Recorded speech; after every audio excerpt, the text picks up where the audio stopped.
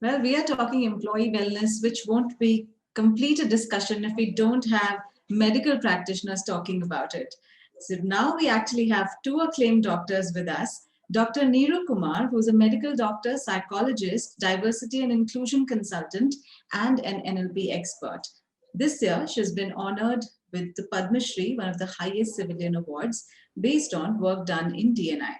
She's also the national icon and board member of Election Commission of India and has been powerfully impacting and transforming lives through a unique blend of expertise in modern medicine, psychology, coaching skills, and NLP.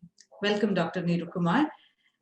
We also have Dr. Akshay Kumar, who's consultant psychologist and head of Department of Mental Health at Artemis Hospital.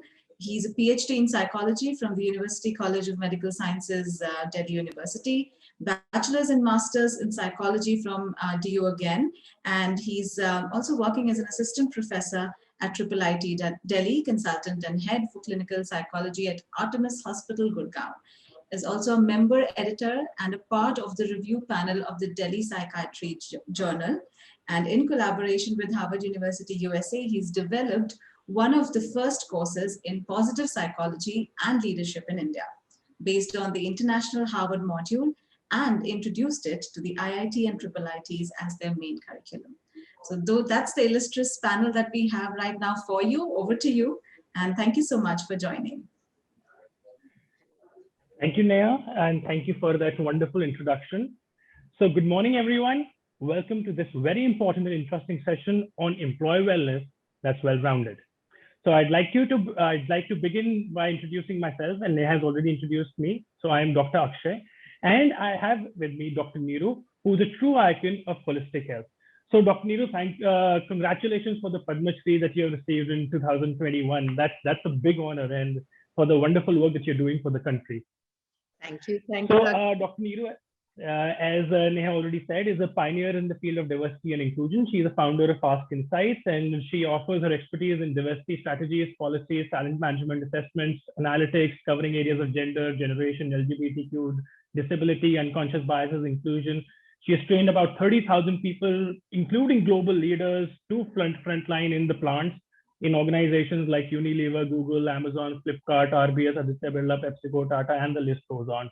So without further ado, let me ask my first question to you, Dr. Neeru. So before that, I'll set the tone of the session. So I'll be in conversation with Dr. Neeru today, and we are going to blend our individual experiences to make this conversation meaningful for you.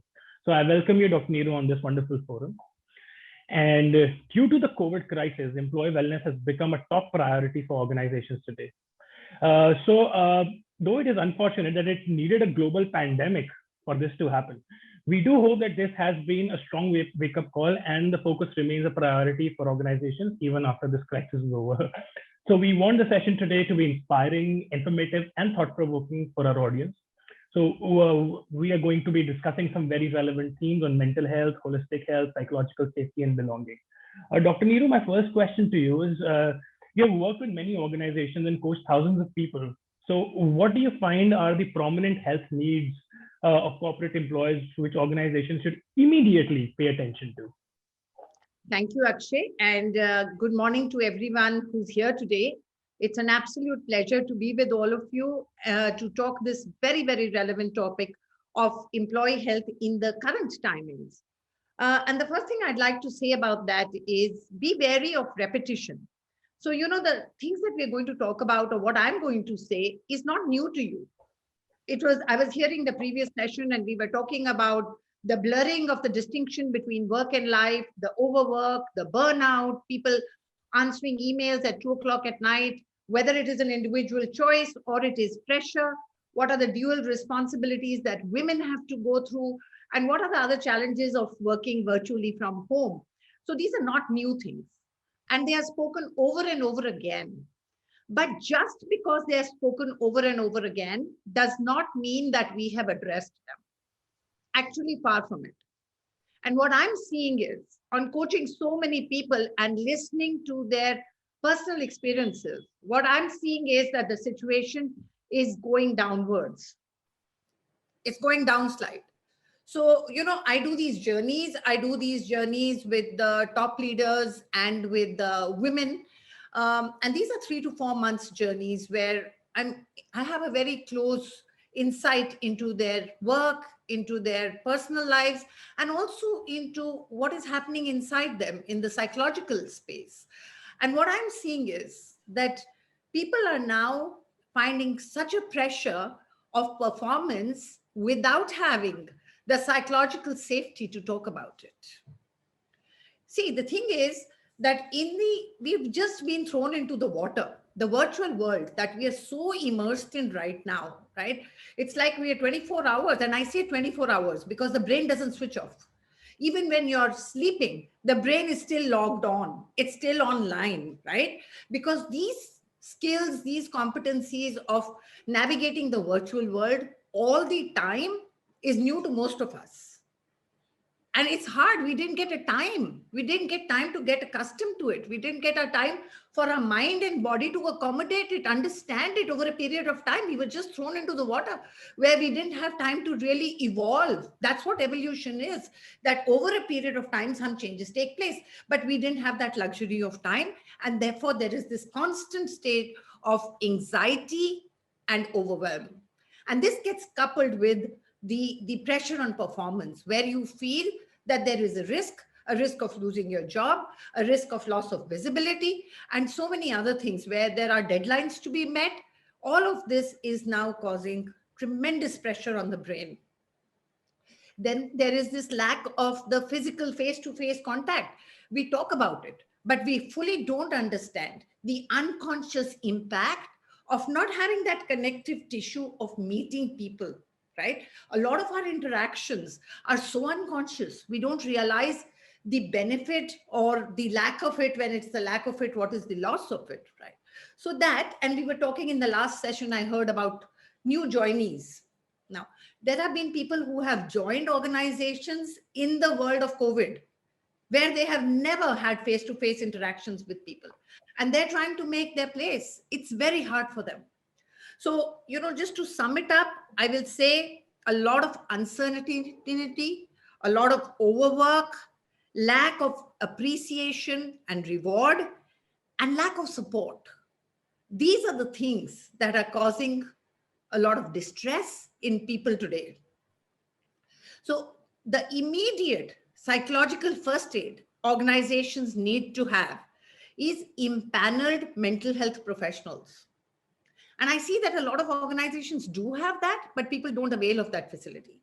So I think there is a lot of communication needed around that. There are a lot of nudges needed around that for people to be able to take that help, right? And sometimes people have a lot of limiting beliefs. See, all this is eroding the confidence. It's leading to a lot of limiting beliefs where people start having a huge self-doubt. And I hear that on my coaching calls over and over again, right? And sometimes it takes just a little tool, just a little process by a mental health professional to be able to help them get over that. For example, cognitive behavior therapy. And Akshay, you have worked a lot in cognitive therapy. It's your area of specialization. So maybe you'd like to say a few words on that. Yeah, thank you so much. PhD in psychiatry and clinical psychology was on cognitive behavior therapy. And cognitive behavior therapy is one of the best known tools to the world right now. And it is scientifically proved across the world. It's one of the best tools to overcome limiting beliefs. So cognitive behavior therapy, as the word suggests, cognitive means thinking, behavior means what you can see in your behavior, and therapy means an intervention for thoughts and behaviors which might not be okay. So it lies on the premises that it's not what you're feeling or how you're behaving is the problem, but it lies on the premises that it's actually what's going on in your mind. The thoughts are the problem. And you might say, how is that possible? I mean, if somebody's feeling depressed or anxious, that should be the main problem. But why is somebody feeling depressed and anxious should be the main problem, which is the root cause of that depression, anxiety, anger, stress, etc. So let me give you an example. For example, you're comfortably sitting on your seat right now, and suddenly there is a snake near your feet. What will happen? You will jump, right? You'll jump. And why? So let's get one step behind. You will jump out, freak out, run away. Why would you do all that? You would do all that because you will feel scared, right? Now, one step behind. Being scared is a feeling, right? And that's what we think is the main problem. But why do we feel scared? of the snake, one step behind. We feel scared of the snake because we have been taught and we know that snakes are poisonous.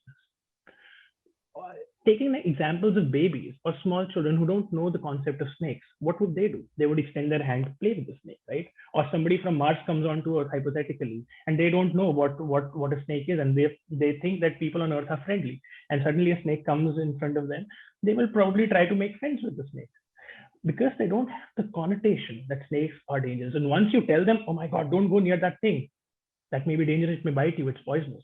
After that, they will start getting afraid of the snake. So it's the thought that causes fear.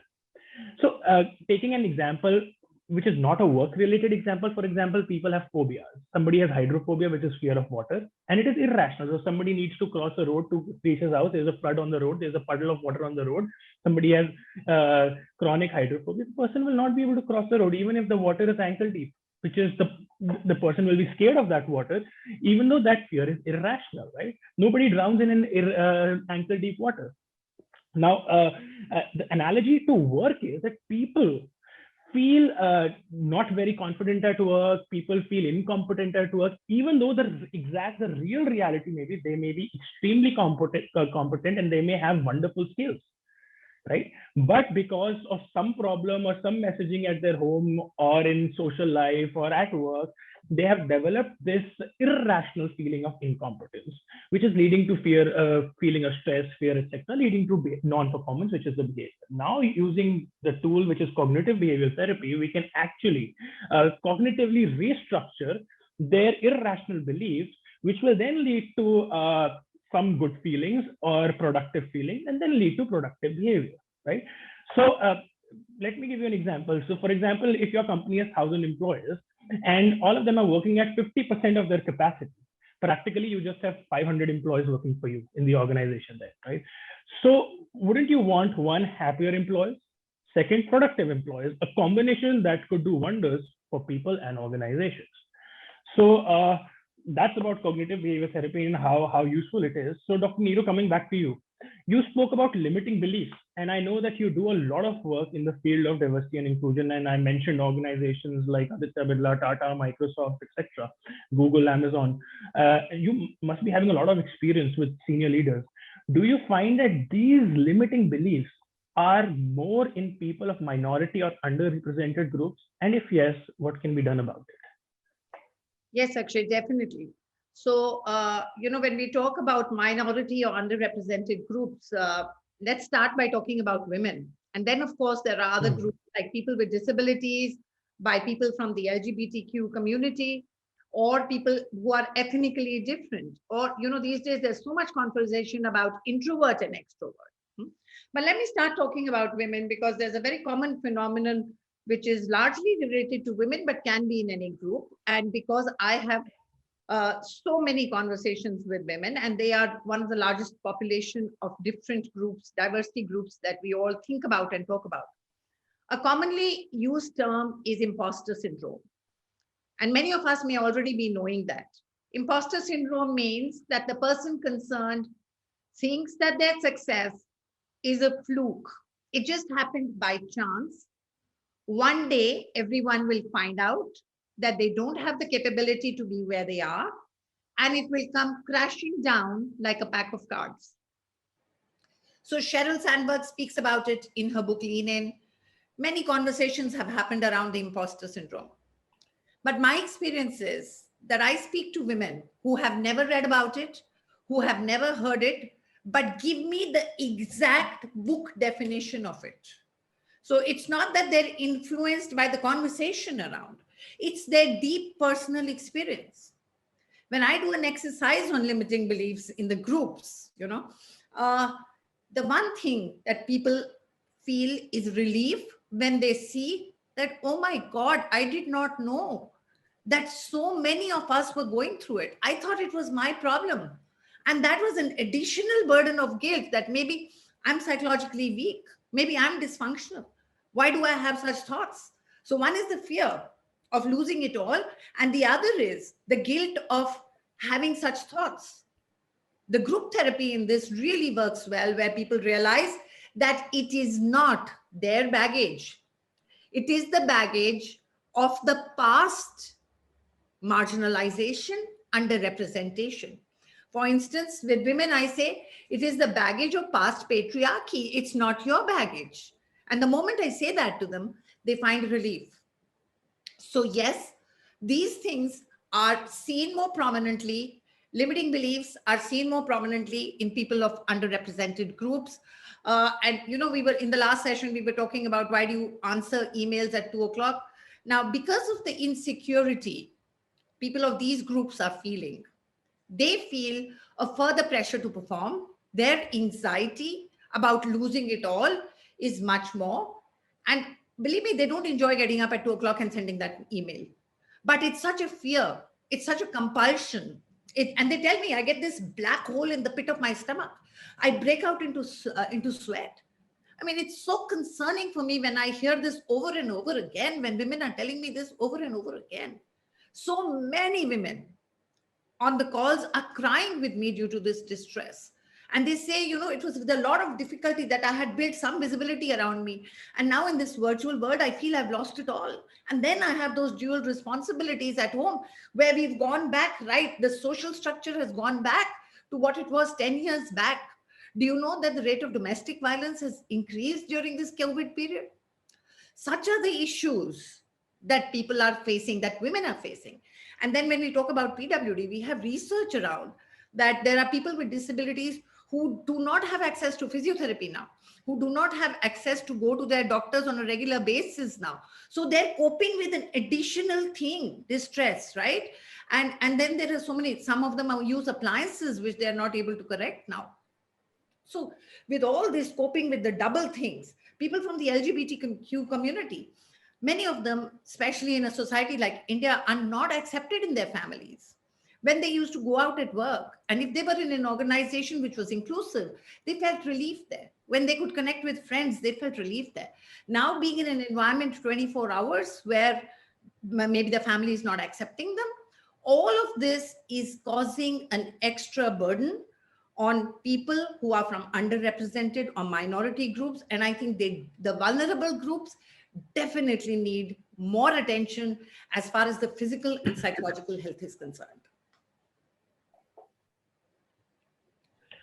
Great. So thank you, Dr. Neeru. So when we talk about underrepresented groups and how to navigate these challenges, are we talking about the leadership competencies as well? And how do we navigate? Yeah. That's a very important thing that you say there, Akshay, because I think in the current scenario, leaders are actually, they have to take in the role of coaches and therapists right now, right? Because we don't have enough mental health professionals. So the first aid, the first psychological first aid is to be given by the leaders, and they have to be equipped on how to manage themselves and how to manage the employees. And there comes the role of positive leadership. And again, you do a lot of work on that. So why don't you talk about it? Yeah, so when we talk about positive leadership, I'd like to bring about two themes in it. And the first is leaders managing their own physical and psychological health, right? Because they are at the top. After all, they are at the position where the VUCA world is affecting them directly. And if their emotions rock, the whole organization rocks with them. So very often we hear leaders talk about a bandwidth issue and they don't spend a lot of time in this, but we have seen that progressive organizations talking about this and taking this as a priority as well, and as it should be. So the second aspect is developing leadership competencies that nurture the health of employees, while at the same time inspiring them towards optimum performance. Some of the key skills that need to be considered for these aspects, the self and the employee, are empathy, inclusion, resilience, vulnerability, humility. Now, the thing is that the awareness of how critical these skills is very recent, right? In fact, I've seen surprising interest of these only after the pandemic has happened. Till now, leaders were being taught to be in control and not to exhibit vulnerability or even humility. And now suddenly we are talking about a complete change leadership model. So I have several leaders admitting to me that this change is not easy for them. So at Ask Insights, we are doing several training sessions for them to build the muscle around these competencies that we just talked about. And speaking of competencies, Dr. Neeru, psychological safety is another very critical aspect that leaders need to be fully equipped with. And like you're doing a lot of work in the field of diversity and inclusion, and you've also been awarded a national award by the Election Commission of India for conducting inclusive elections in India, in this country of 1.5 billion, which is huge. So with this enormous experience that you have, do you think that leaders of many organizations in this area need this information about psychological safety, and would you want to speak a bit on that? Yeah. So I think psychological safety, like you say, Akshay, these terms have come up relatively new. And I find a range actually where organizations are spending a lot of time in equipping leaders on this very, very critical skill. So what does psychological safety really mean? Psychological safety means providing a place, an environment, a work culture where the employees of all groups can feel safe to put forth their ideas, to give pushbacks, to fail, and yet feel safe to bring their whole selves to work. That's what psychological safety is. Now, though we are talking about it, have we really moved the needle and are leaders now equipped for psychological safety? I would say there are some leaders who are working very intensely on it.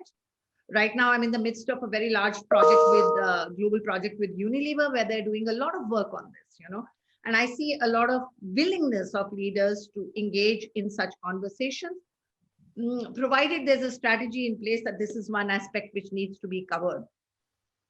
I'll give you one or two examples where I think we can really highlight the need of psychological safety. So I was doing a coaching with a woman with a disability, and I was asked to coach her, and she was talking to me. And during the conversation, she says, yes, I have a disability in my leg, but alongside, I have also developed a very severe urinary bladder problem, where every 45 minutes, my bladder goes into severe spasm. And then I have to go to the restroom. Sometimes I have to catheterize myself. And I asked her that, what do you do at night? She says, I get up 7 to 8 times at night. And I said, and then what do you do at meetings? And she said, there I hide it. I hide my pain. I don't let anyone see it. I was shocked. I said, why? You don't tell them about it? She says, no, because it will impact my career. And then she reached back to me saying that, please don't tell anybody. They know about my physical disability, but they do not know about my bladder problem. And don't tell anybody. She's a senior leader, but she does not feel psychologically safe to be able to voice out a very genuine distress. Then there was another person who has been facing some kind of harassment. And she says she brought that up. But then she says, now I am facing a lot of biases with my manager who just does not give me the enough opportunities, but I'm not able to take it to the skip level because I feel I've already caused enough trouble. Can you imagine? She feels that by bringing up the harassment issues, she has caused trouble. And now she feels she doesn't feel the safety to be able to go back and say that now I have another problem, additional problem, right?